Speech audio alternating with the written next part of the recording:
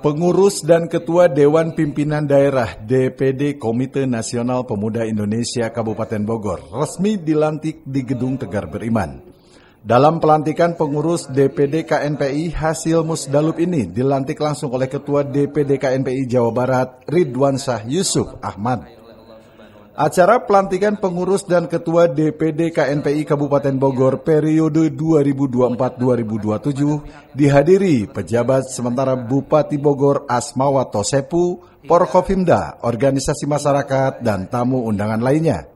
Dalam kesempatan itu, PJ Bupati Bogor Asmawa Tosepu mengapresiasi kinerja dan semangat pengurus KNPI Kabupaten Bogor yang baru dilantik. Pihaknya akan mendukung dan memberikan akses sebesar-besarnya kepada organisasi kepemudaan dan berpartisipasi dalam pembangunan di Kabupaten Bogor.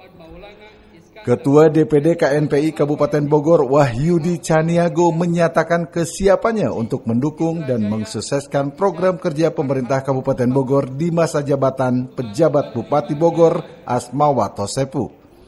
Sementara pemuda yang ikut tergabung di dalam organisasi ini siap bekerja sama dengan pemerintah daerah untuk mewujudkan visi dan misi Kabupaten Bogor.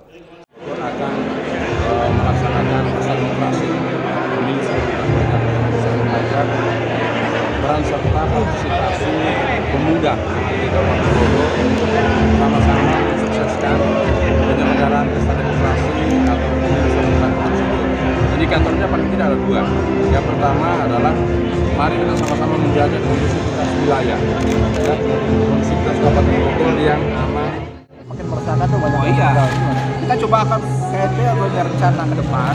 Kita mau bikin sosialisasi terkait dengan pelanggaran remaja, radikalisme, ya kan, terkait dengan